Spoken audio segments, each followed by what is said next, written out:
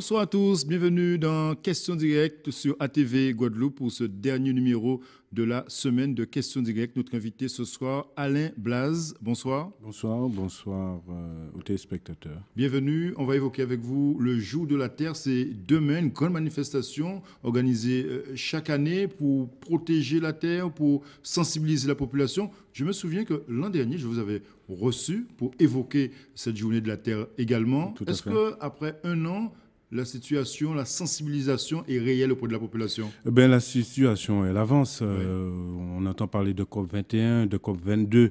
Au niveau mondial, ça avance. Dans notre quotidien, on constate bien que les écoles font un effort. Il y a quand même du nettoyage qui se fait un peu partout. On entretient les routes, on fait de l'élagage. On sent que ça bouge et on ne peut pas aller vers un développement et un tourisme durable si on n'a pas une terre saine, un environnement sain, nettoyé, propre pour que les touristes viennent sans aucun souci. Sinon, ils iront ailleurs, ils iront dans les îles à côté. Donc, effectivement, ça évolue. Et justement... Il y a une vraie prise de conscience de la population dans ces gestes au quotidien. Il y a une prise de conscience, mais il faut qu'on rabâche ce slogan du nettoyage, etc. C'est vrai que autour de soi, autour du jardin, c'est propre. Dans la voiture, c'est propre. Mais on ne pense pas encore, on ne s'approprie pas encore la Guadeloupe dans son entier et c'est dommage. Et quels sont les gestes qu'il faudrait faire, par exemple, pour marquer cet événement demain?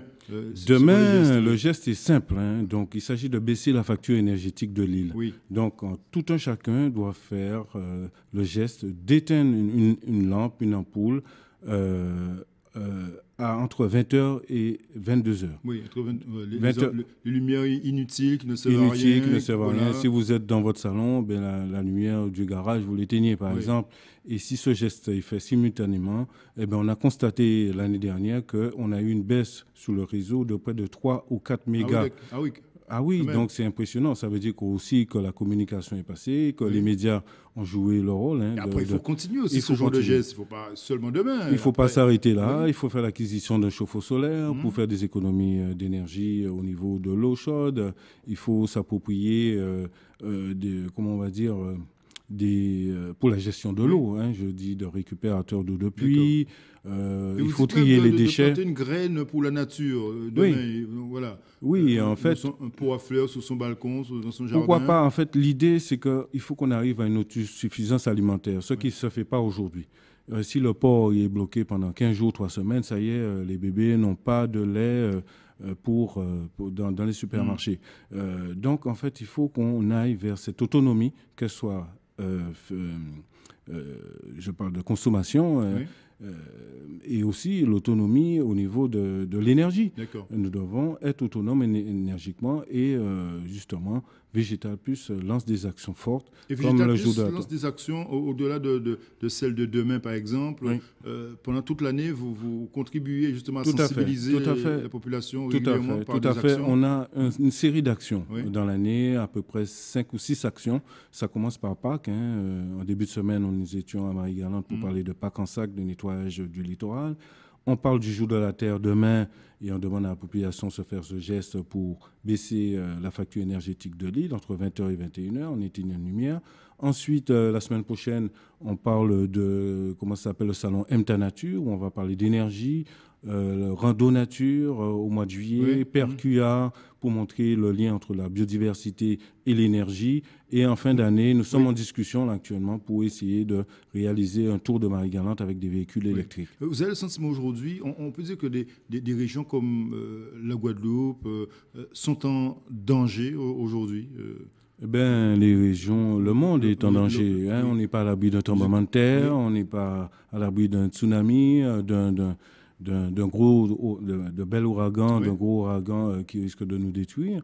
Nous ne sommes pas à l'abri de la montée des eaux parce qu'on a beau dire, les pôles sont en train de fondre et nous serons les premiers touchés. Nous serons touchés en ce moment par le réchauffement climatique parce que les coraux sont en train de mourir. Effectivement, nous ne sommes pas à l'abri. Nous devons... En fait, le processus, il est lancé. On doit simplement... réduire on va dire réduire et diminuer le phénomène. Mais nous aurons de plus en plus de cyclones puissants, etc., etc., si on continue. Donc, il faut faire des gestes simples pour diminuer et éviter des gaz à effet de serre. Vous faites beaucoup d'actions, vous lancez beaucoup d'actions, vous l'avez dit, tout au long de l'année. Que dire aussi de l'accompagnement des pouvoirs publics? Est-ce que, selon vous, la politique énergétique est vraiment prise en compte par les pouvoirs publics aujourd'hui, par les élus? Est-ce qu'il y a une vraie politique dans ce domaine? Il y a eu une politique énergétique qui était forte il y a 20 ans, qui s'est un peu estompée. Moi, ce que je trouve dommage, c'est que cette politique, elle va seulement vers les multinationales. On lance des appels à projets aujourd'hui qui nous concernent et qui vont... Ce sont seulement les multinationales qui peuvent répondre à ces gros appels d'offres.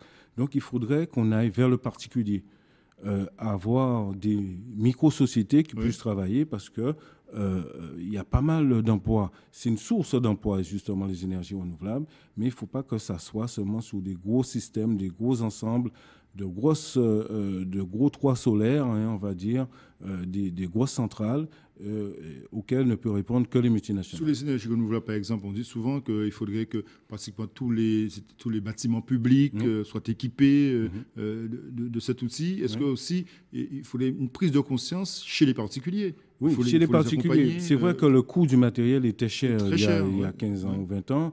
Aujourd'hui, si on prend la base d'un kilowattheure, c'est-à-dire 1000 watts, 1000 watts, il y a 15 ans, ça valait 15 € du watt posé. Aujourd'hui, c'est la moitié. Si, par exemple, la région Guadeloupe, sur ces 7 kilowatts, je perds les pédales, non, c'est 700 watts qui a payé. Si la région Guadeloupe prend une partie, ça veut dire 3 € du watt, eh ben, ça veut dire qu'on peut avoir des installations qui se font. Le particulier n'aura que 3 000 € à payer. Donc il faut une vraie volonté politique. Il faut une volonté politique, il faut organiser cette politique énergétique et que ça ne soit pas seulement pour des grands ensembles. Vous avez le sentiment que pour l'instant, c'est pas pris en compte vraiment au niveau des communes, des collectivités. C'est encore à la traîne. Non, c'est encore à la traîne. On fait pas. Mais est-ce que vous êtes accompagné, vous, par exemple, Végétal Plus, qui est au quotidien sur le terrain, est-ce que vous avez cet accompagnement des collectivités? On a cet accompagnement, on va dire, au niveau des finances. Bon, c'est vrai que toutes les finances, ça baisse chaque année, mais on arrive quand même à communiquer. C'est ce qui est important. Moi, je demande qu'on puisse communiquer, et ça a un coût, la communication, les spots, etc., de faire les affiches et tout ça, les t-shirts.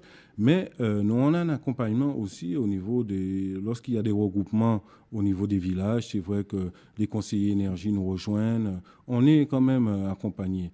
Mais il faut qu'on soit plus vigilant sur cette politique énergétique pour la Guadeloupe. Avec ce slogan pour demain, énergie en nous, c'est en nous toutes. Alors vous dites aux Guadeloupéens, mobilisez-vous. Mobilisez-vous. Faites le bon geste. Faites le bon geste en éteignant une lumière demain entre 20h et 21h. Merci beaucoup Alain Blaze d'être venu. Et le slogan du Jour de la Terre, c'est pensons globalement, mais agissons localement. Merci. Alain Blaze, merci d'être venu ce soir sur ATV Guadeloupe. Merci à vous. Bonne soirée sur ATV. On se retrouve lundi pour évoquer bien sûr l'élection présidentielle. Ce sera donc après le premier tour. Bonne soirée et bon week-end.